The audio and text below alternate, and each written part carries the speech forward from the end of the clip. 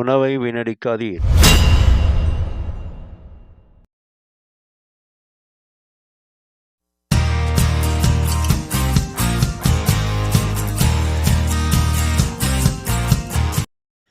Hi viewers and subscribers.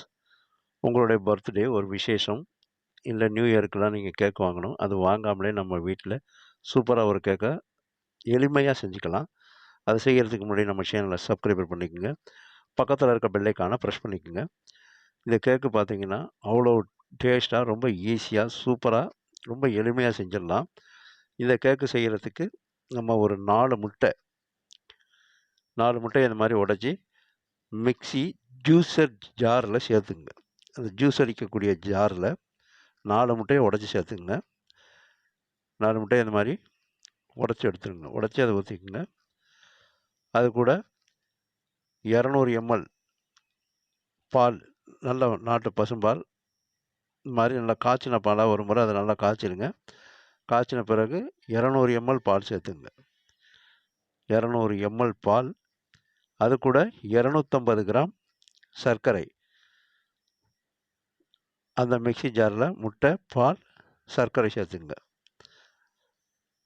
சர்க்கரை சேர்த்த பிறகு இது கூட ஒரு 50 ml, கரெக்டாக 50 ml இருக்கணும், ஆயில், சன்ஃப்ளவர் ஆயில் சேர்த்துக்கிறேன். இதே போல் 50 ml சன்ஃப்ளவர் ஆயில் சேர்த்துங்க.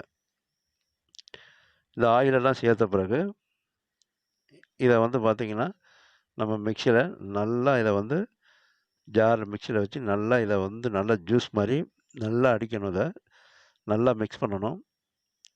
இது மாதிரி முதல்ல பல்ஸ் பண்ணிக்கோங்க. அப்புறம் நல்லா இதை வந்து 3 ட்ரிப்பாக நீங்கள் மிக்சியில் நல்லா ஜூஸ் ஜார் அடிக்கிற மாதிரி அடித்து எடுத்திங்கன்னா அப்படியே மிக்ஸ் ஆகி எல்லாம் பார்த்திங்கன்னா பால், முட்டை, சர்க்கரையெல்லாம் எல்லாம் ஒன்றா மிக்ஸ் ஆகி அப்படியே நுரையா இருக்கும். இப்போ இதில் நம்ம 250 கிராம் மைதா, நல்லா சலிச்சு சுத்தமான மைதா 250 கிராம் சேர்த்துங்க. இந்த பால், முட்டை, அதோட எண்ணெய், சர்க்கரையெல்லாம் சேர்த்து மிக்சியில் அடித்து நல்லா நுரையா இருக்கும். அது கூட 250 கிராம் மைதா சேர்த்துங்க. மைதா சேர்த்த பிறகு 1/2 table spoon baking powder 1/2 table spoon சேர்த்துங்க. 1/2 டேபிள் ஸ்பூன் பேக்கிங் பவுடர் சேர்த்த பிறகு இதுக்கு நம்ம வெனிலா எசன்ஸ் ஒரு 1/4 டீஸ்பூன் வெனிலா எசன்ஸ் சேர்த்துங்க. இந்த மாதிரி வெனிலா எசன்ஸ் நல்லா ஃப்ளேவராக இருக்கும். கேக்கு பார்த்திங்கன்னா அந்த இனிப்புக்கும் இந்த ஃப்ளேவருக்கும் சாப்பிட்றதுக்கு அவ்வளோ டேஸ்ட்டாக இருக்கும். அவ்வளோ நல்லா நறுமணமாக நல்லா கமகமன்னு இருக்கும். அதுக்காக 1/4 டீஸ்பூன் வெனிலா எசன்ஸ் சேர்த்து மிக்ஸி ஜாரை நல்லா வெளியில் அள்ளி அடிச்சிடாத அளவுக்கு நல்லா க்ளோஸ் பண்ணி நல்லா மூடிக்குங்க. மூடிட்டு ஃபஸ்ட்டு பல்ஸ் பண்ணிக்கோங்க. அப்புறம் பார்த்திங்கன்னா உங்களுக்கு நல்லா ஸ்பீடில் வச்சுங்க. அது 3 முறை நல்லா அடிக்கணும். நல்லா பேஸ்ட்டாக அப்படியே குழைய அடிக்கணும். அந்த அளவுக்கு அதை அடித்தா தான் உங்களுக்கு இந்த மாதிரி அடித்து தான் எல்லாம் ஒன்றோட ஒன்று நல்லா மிக்ஸ் ஆகி உங்களுக்கு கேக்கு நல்லா ப்ளஃபியாக நல்லா பஞ்சு மாதிரி வரும். இந்த மாதிரி இதை நல்லா அடிச்சுக்கணும். அடித்து இது கூட வந்து கொஞ்சம் சாஃப்ட்னஸாக வரணுங்கிறதுக்காக 1 டேபிள் ஸ்பூன் பட்ரு சேர்த்துக்குங்க.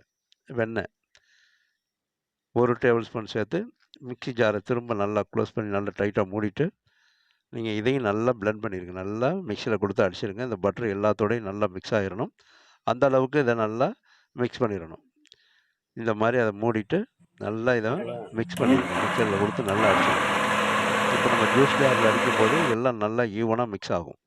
இப்போ அது மாதிரி அதை அடித்து எடுத்து வச்சுங்க. ஒரு 1/4 டீஸ்பூன் பட்டரை வந்து பார்த்திங்கன்னா நம்ம கேக் மோல்டில் எடுத்து போட்டு அது கூட வந்து ஒரு ப்ரெஷ்ஷை வச்சு அது எல்லா பக்கமும் அந்த கேக் மோல்டு முழுக்க நல்லா தடவி விட்டுருங்க. இந்த ஸ்பூனில் இருக்கிறதெல்லாம் கூட வலித்து அப்படியே நல்லா தடவி விட்டுடலாம். நல்லா தடவி விட்டுட்டிங்கன்னா உங்களுக்கு கேக்கு அந்த மோல்டில் ஒட்டாமல் அப்படியே ரொம்ப ஈஸியாக வந்துடும். இது மாதிரி நல்லா அது மேலே வந்து பார்த்திங்கன்னா உள்பக்கத்தில் நல்லா அப்ளை பண்ணி விட்டுறணும். ஏன்னா உங்களுக்கு கேக்கில் வந்து பார்த்திங்கன்னா நம்ம வேக வைக்கும்போது அது வந்து நல்லா அதுவும் சேர்ந்து உருகி உங்களுக்கு ஈஸியாக நம்ம எடுக்கிறதுக்கு அந்த கேக்கை அந்த மோல்டுலேருந்து எடுக்கிறதுக்கு சூப்பராக எளிமையாக வந்துடும். இப்போ நல்லா மிக்ஸ் பண்ணி வச்சுருக்க அந்த கேக்கை அதை அப்படியே நம்ம அந்த மோல்டில் ஊற்றிடணும். மிக்ஸி ஜாரை ஓப்பன் பண்ணி இந்த மாதிரி தான் இருக்கும். அது அப்படி ஸ்பூனால் எடுத்து பார்த்திங்கன்னா அப்படியே திக்காக அப்படியே இருக்கும். நல்லா திக்னஸில் இருக்கும். இந்த மாதிரி திக்னஸில் இருந்தால் தான் உங்களுக்கு கேக்கு நல்லா பஞ்சு மாதிரி வரும். இப்போ நம்ம இதை அந்த கேக் மோல்டில் ஊற்றிடுறோம். அப்படியே கேப் இல்லாமல் ஊற்றணும். இந்த மாதிரி அதை அப்படியே எடுத்து கேக் மோல்டில் ஊற்றிடுங்க. இல்லை உங்களுக்கு கேக் மோல்டு இல்லைன்னா ஏதாவது உங்கள் வீட்டில் இருக்கக்கூடிய இந்த மாதிரி பாத்திரங்கள் எது இருந்தாலும் சரி, அதில் நம்ம பயன்படுத்திக்கலாம். டிஃபன் பாக்ஸ்லையும் போடலாம். இது மாதிரி மோல்டு இருந்துச்சுன்னா கொஞ்சம் உங்களுக்கு பெருசாக நல்ல மாதிரியாக ஒரு 1/2 கிலோ 1 கிலோங்கிற அளவுக்கு போடலாம். அந்த அளவுக்கு உங்களுக்கு அகலமான பாத்திரம் இருக்குது, அந்த மாதிரி மோல்டு மாதிரி இருக்குன்னா அதை நீங்கள் பயன்படுத்திக்கலாம். இதை நல்லா இப்போ இந்த கேக் மாவு அதில் அப்படியே ஊற்றி இதை நல்லா தட்டினீங்கன்னா அழகாக அந்த கேக் மோல்டில் போய் செட் ஆயிரும். உள்ள கேப்பெல்லாம் இருக்காது, பபிள்ஸ் எல்லாம் இருக்காது. இப்போ இது மேலே இதை நம்ம வேக வைக்கிறதுக்கு முன்னாடி நம்ம என்ன செய்யணும்னா டீப்பாயில் அந்த அலுமினிய பாயில் பேப்பர் போட்டு மூடிடணும். ஏன்னா இதை நம்ம நீராவியில் தான் இதை வந்து கேக்கை வந்து நம்ம வேக வைக்க போகிறோம். அதனால நம்ம என்ன செய்யணும்னா அந்த தண்ணி போய் என்ன செய்யணும் கேக்கில் விழுந்து அந்த கேக்கு முழுக்க அந்த தண்ணியை நீராவியை இழுத்துக்கும், உள்ள இழுத்துட்டு சாதன்னு ஆகிடும். அது மேலே தண்ணி விழுந்துடாமல் இருக்கணுங்கிறதுக்காக அதை நல்லா இது மாதிரி அலுமினிய பாயில் பேப்பர் போட்டு நல்லா டைட்டாக க்ளோஸ் பண்ணி மூடிடுங்க. மூடிட்டு அது மேலே வந்து பார்த்திங்கன்னா உள்ளே வந்து நமக்கு ஹீட் போகாது. அதுக்காக ஒரு 5-6 இடத்துல இது மாதிரி சின்ன சின்ன ஓட்டையை போட்டு விட்ருங்க. நம்ம இந்த ஸ்டிக்கை வச்சு இந்த மாதிரி நைஸ் ஓட்டையை ஒன்று ஸ்டிக்கு இல்லைன்னா ஊசி இந்த மாதிரி வச்சு போட்டுக்கணும். அப்போ தான் உங்களுக்கு பார்த்திங்கன்னா நீராவியில் இருக்கக்கூடிய அந்த ஹீட்டு வந்து உள்ளே போய் 2 பக்கம் ஓவன் மாதிரி இருக்கிறதுனால அந்த கேக் நல்லா ப்ளஃபியாக வரும். இப்போ இட்லி பானையில் தண்ணியை ஊற்றி அதில் வந்து பார்த்திங்கன்னா ஒரு ஸ்டாண்டு போட்டுருங்க. ஸ்டாண்டு போட்டு நம்ம அந்த கேக்கு கலவையை அந்த மோல்டோடு எடுத்து அப்படியே உள்ளே வச்சுருங்க. உள்ளே வச்சு இது மாதிரி மூடியை போட்டு மூடிடுங்க. மூடியை போட்டு மூடி கரெக்டாக 3 மணி நேரம் இருக்கணும். 3 மணி நேரம் அந்த நீராவிலே அது இருக்கணும். நம்ம போட்டிருக்க அந்த ஹோல்ஸ் எல்லாம் அந்த கேக்கு நல்லா உப்பி ப்ளஃபியாக வந்து அடைச்சிரும். அப்படி அடைச்சிருச்சுன்னா கேக் நல்லா பார்த்தீங்கன்னா உங்களுக்கு சூப்பராக சாஃப்டாக வெந்து வந்துடுச்சு. அருமையாக கேக் நமக்கு ரெடி ஆகிட்டுன்னு அர்த்தம். இதை இப்போ ஓப்பன் பண்ணி அந்த அப்படியே அந்த பாயில் பேப்பர் எடுத்திங்கன்னா உள்ளே பார்த்தீங்கன்னா அப்படியே கேக்கு நல்லா ப்ளஃபியாக சூப்பராக நமக்கு ஹைலைட்டாக அட்டகாசமாக நமக்கு கேக் ரெடி ஆகிடுச்சு. இதை வீட்டில் உங்களுடைய பர்த்டேக்கு அதேபோல் வீட்டில் விசேஷம் அது நியூ இயர்க்கெல்லாம் நீங்கள் கேக் வாங்காமல் வீட்டிலே செஞ்சுக்கலாம். இதில் க்ரீமெல்லாம் வச்சு உங்களுக்கு என்னென்ன அழகான டிசைன் பூவெல்லாம் போட்டுக்கலாம். நான் இப்போ இதெல்லாம் அதில் போடலை. நான் அப்படியே கேக் மட்டும் உங்களுக்கு மேக் பண்ணி காட்டிட்டேன். இதே போல் நீங்களும் சூப்பராக ஹைலைட்டாக நல்ல வாசமாக அந்த வெண்ணிலா ஃப்ளேவர் அவ்வளோ சூப்பராக இருக்கும். நல்லா ஆறின பிறகு பிளேட்டில் இது மாதிரி அதை கவுத்து அந்த கேக் மோல்டை எடுத்திங்கன்னா அப்படியே கேக்கு உங்களுக்கு சூப்பராக அப்படியே அச்சு மாதிரி அழகாக வந்துடும். இது ரொம்ப நம்ம எதுவும் பண்ண முடியலை. நம்ம வெண்ணெய் தடவி இருக்கிறதுனால ஒட்டாமல் அவ்வளோ சூப்பராக நமக்கு இந்த கேக்கு நல்லா டெலிஷியஸான டேஸ்ட்டில் அப்படியே பஞ்சு மாதிரி வந்துடும். உங்களுக்கு ரொம்ப ஈஸி, ரொம்ப செலவு இல்லை, ரொம்ப குயிக்காகவும் செய்யலாம். அதே ரொம்ப ஈஸியாக செலவு இல்லாமலும் செய்யலாம். நமக்கு தேவைப்படுற நேரத்தில் இது மாதிரி நம்ம கேக்கை நம்ம செஞ்சு சாப்பிட்டுக்கலாம். இது மாதிரி நீங்களும் கேக்கு செஞ்சு சாப்பிட்டு பாருங்கள்.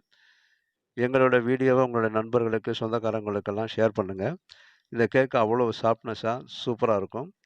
உங்கள் வீட்டில் தேவைகளுக்கெல்லாம் பார்த்தீங்கன்னா இது மாதிரி நீங்கள் வீட்டிலே செஞ்சு கொடுக்கலாம். சின்ன பிள்ளைங்களுக்கெல்லாம் இந்த மாதிரி நீங்கள் கேட்ட உடனே இது மாதிரி செஞ்சு கொடுக்கலாம். இது வேக வைக்கிறதுக்கு மட்டும் உங்களுக்கு 3 மணி நேரம் ஆகும் நீராவியில் வேக வைக்க.